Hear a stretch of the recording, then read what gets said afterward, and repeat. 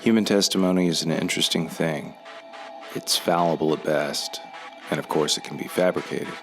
However, if a collection of testimonies is gathered, and the overwhelming majority of these testimonies point to the same story and share the same details, then it stands to reason that at least some of these witnesses are telling the truth.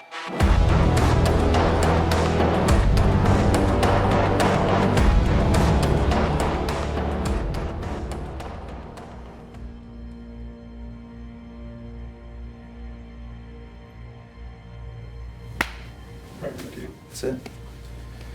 All right, guys, you ready? Yep. So just to start, David, just state your name and just tell us a little bit about yourself and the museum. Yep. So my name is David Bakara. I live up here in Blue Ridge, Georgia, and we opened this museum, my wife and I, in 2016. And I've been studying this since I was 12, just over 40 years.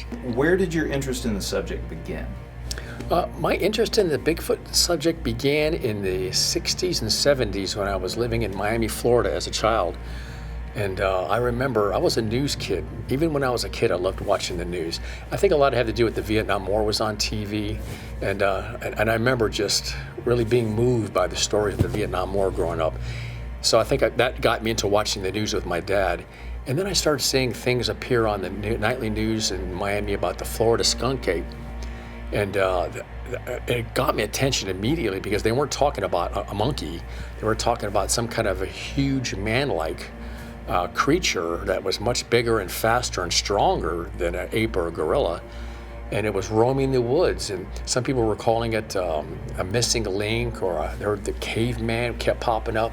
And at that time, I was, in my schooling, I was learning a little bit about anthropology and the theory of evolution, and I kept thinking how those two worlds were colliding hard.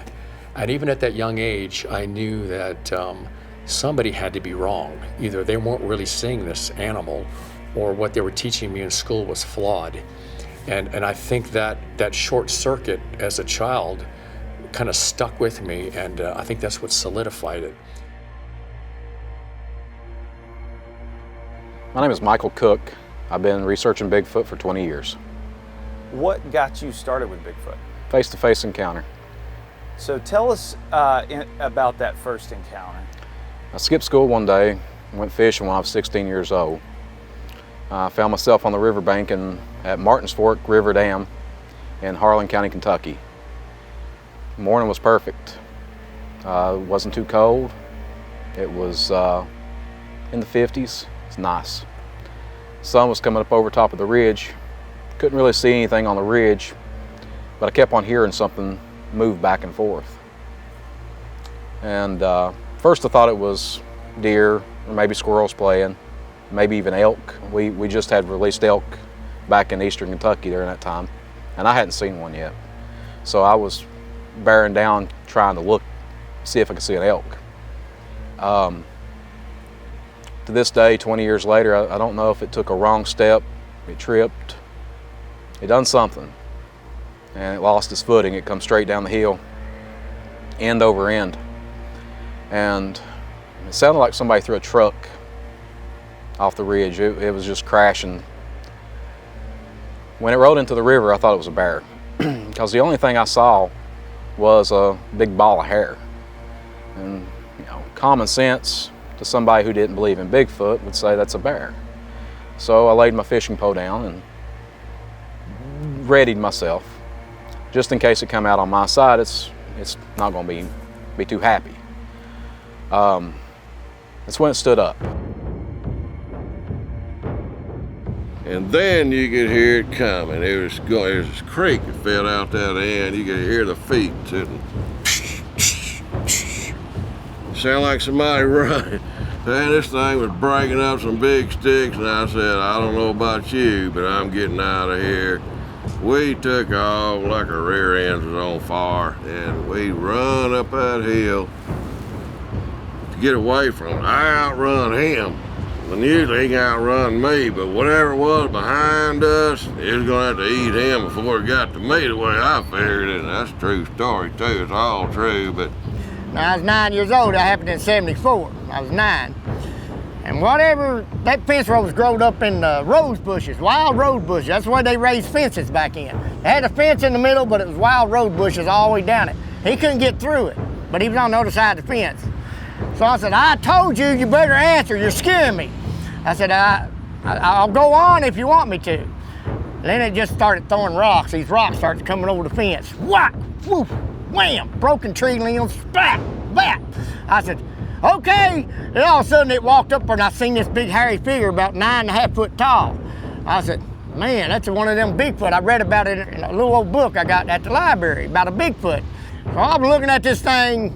I said, good God, it's over top the fence. I said, what is that? I said, who are you? And they went, whoa! Like that right there. And they went, I said, okay, I'm warning you, man. I said, you throw another stick at me or a rock, I'm gonna shoot. So I said, I'll scare it to death. So that's what I was thinking. I'll just shoot over its head. And man, that thing went, whoa, and it threw a big rock and it landed right by me. I said, bam! I shot, boom! He went over his head. I didn't shoot to kill it, I shot over it. There was a couple of apple trees that come down. There's one dogwood tree set right down there at the end of the yard. And right up out of the apple trees, he was standing in between the apple trees down there in that little field in that dogwood tree. Whatever it was, but it had great big eyes, and the light was hitting just right in the eyes. The eyes looked to be about that big round, but they were way off the ground. I mean, they were 8-9 foot off the ground. And my dad, being the way he was, he seen it, and he turned around and hollered at it, and, you know, told whatever it was needed to step into the light. And, you know, just, it wouldn't move. He said, I'm gonna tell you one more time, step in the light. And he threw down with that 45, shot right at it, and that gun jammed. Never jammed ever in the whole 10 years he carried that gun. Never ever had a problem with that gun. That thing turned and just tore a path down through the woods, down through there. The creek was probably good 3/4 of a mile back down there. Not a mile, but at least a half a mile straight back through the woods right there. But everything it touched, from trees that big around, just up as high as them boxes right there, just all the way to that river, it just destroyed everything down through there. Just broke it off. You had no problem following the path that it went. And I'm sitting there, good God, I'm trying to get back up because it made me drop my gun. So I get my gun back up. That's when it started throwing more trees. Now, pulling trees up by the roots and throwing them over the fence. That's how stout it was. And I'm sitting there looking at it, and it's coming toward me. Like that, just keeps coming toward me. Whoa, just doing that, whoa, whoa, whoa. And I'm sitting there going like, okay, I mean it. Boom, I got my gun loaded in, I shot again. That's when I guess I shot it right through the bushes. Don't think I hit it. But that thing screamed again. I wasn't waiting around to find out. I ran back to the house as fast as I could run. Yeah! I'm telling you what, it was live action. It screamed again. Wah! It's so loud, it would make your bones shiver.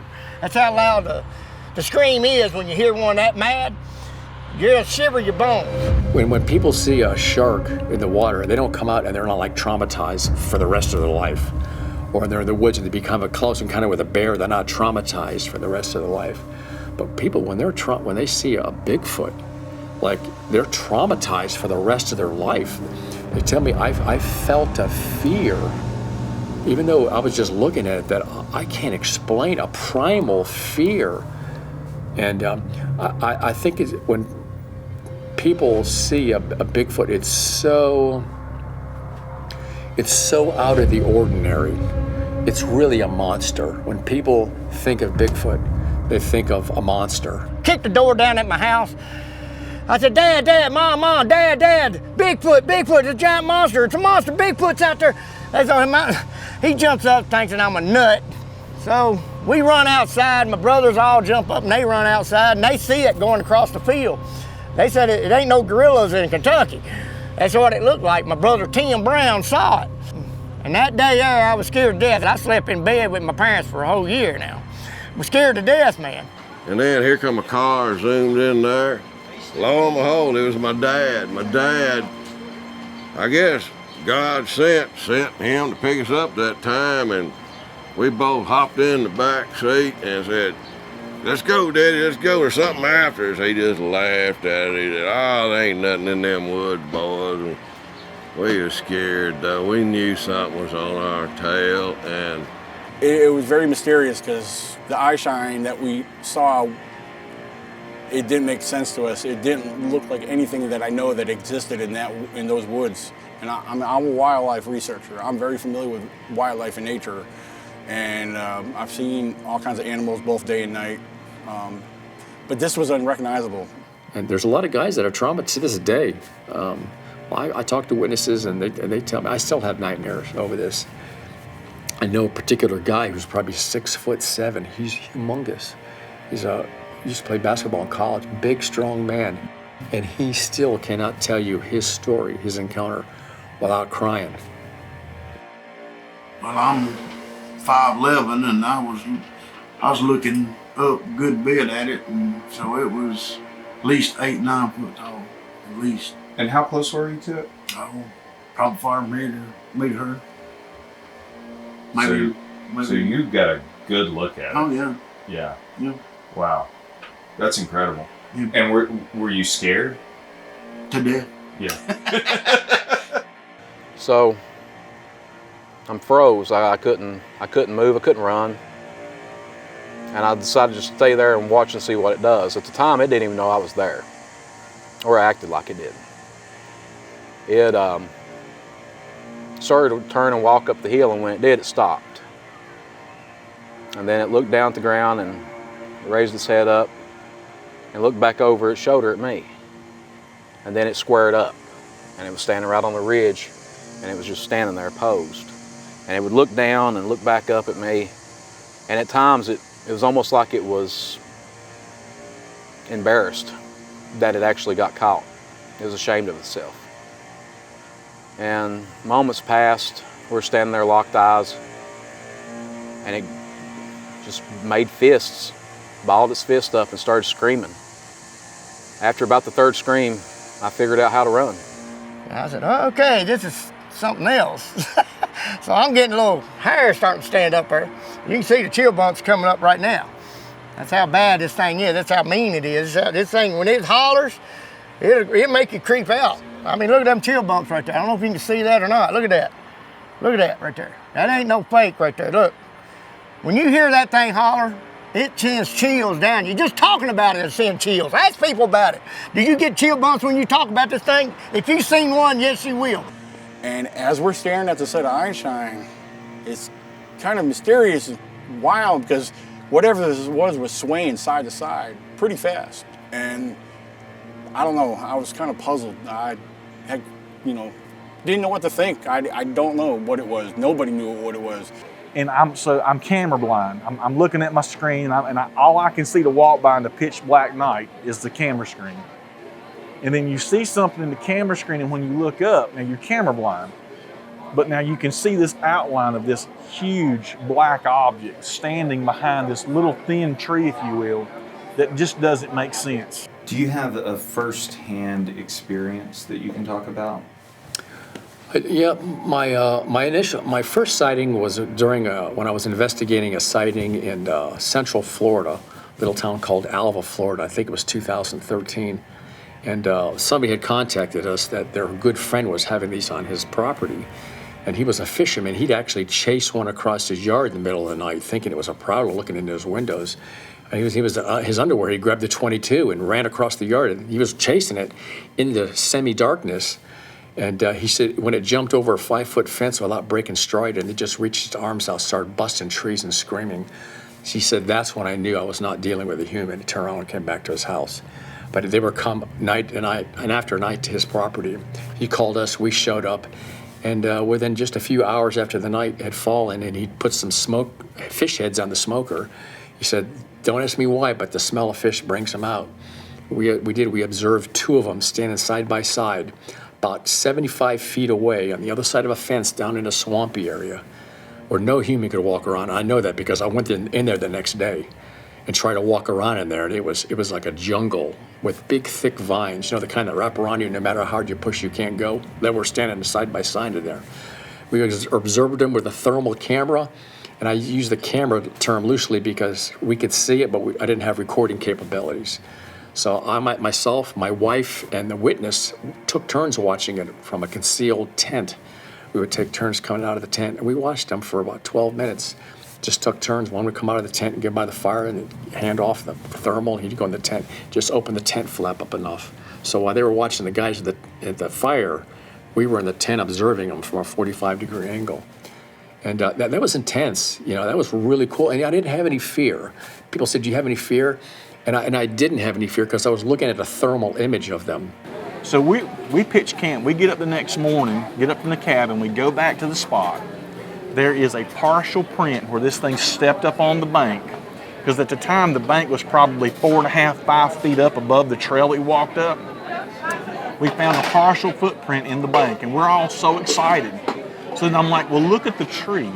So then we go up in the tree, and you can see at about the 8.5 foot mark, this thing took and twisted off limbs, and it was clearing its line of eyesight view to watch us down there. It was watching us the whole time. We were down there at the truck just goofing around, trying to figure if we had the nerve to go back into the woods. Most of the interviews you just saw were conducted in the summer of 2022. And if you've never had an experience with anything truly out of the ordinary, these testimonies may be hard to believe. At the time of interviewing these witnesses, I didn't have any personal experience with this phenomenon. But by the time I spoke to Steve and Carolyn Allen in January of 2024, that had all changed. I wanted to ask you more about the situation with your dogs. The dogs that were killed. You said it seemed to have jumped over the pen. Yeah, the pen was not damaged at all. I don't know how something would have got in there because it was a tall pen. How tall was the pen? I'd say at least an 8-foot fence. Oh yeah, because every time Larry would build a tent, a big dog kennel, it was at least 7, 8 foot tall. I mean, he built many of them. Yeah. Now that was built before I ever came around, but he built many after that, and they were always real tall fences. And what kind of dogs were they? They were just family pets. Okay. Yeah. Some of them was German Shepherds, Sooners. They always had dogs like that. I mean, they never really had. They had some poodles when I come around, but most of the time they had German Shepherds and what you call Sooners and stuff like that. Bigger dogs, yeah, about mid-size. So when that picture I showed you of the deer with its head twisted, is that what they all look like?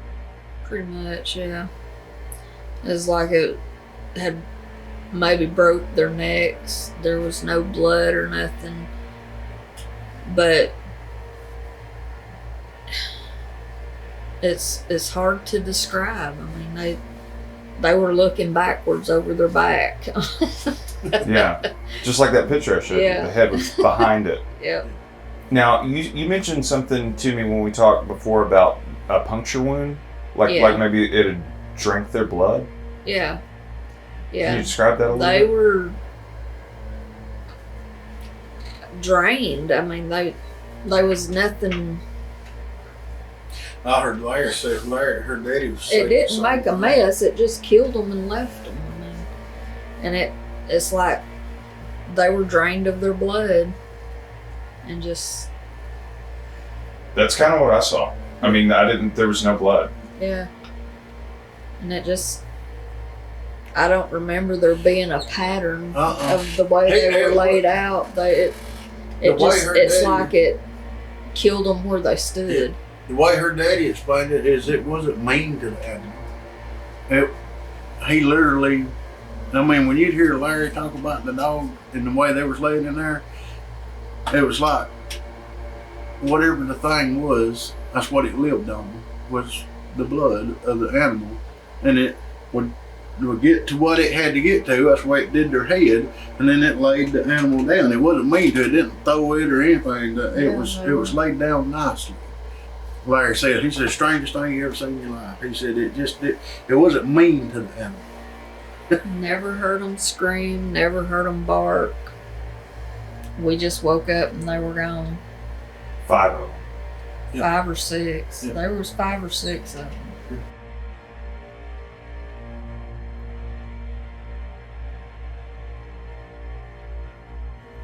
In Mosaic law, it is written that the testimony of 2 or 3 is a powerful enough witness to sentence a man to death. I've given you far more than 2 or 3 witness testimonies here, but whether you choose to believe us or not, that's up to you.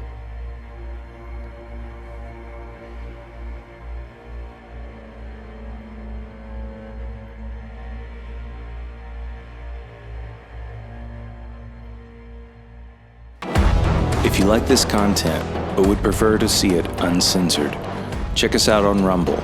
I Believe in Bigfoot is on Rumble. And thank you for watching. Please consider liking and subscribing and sharing with your friends. It really does go a long way.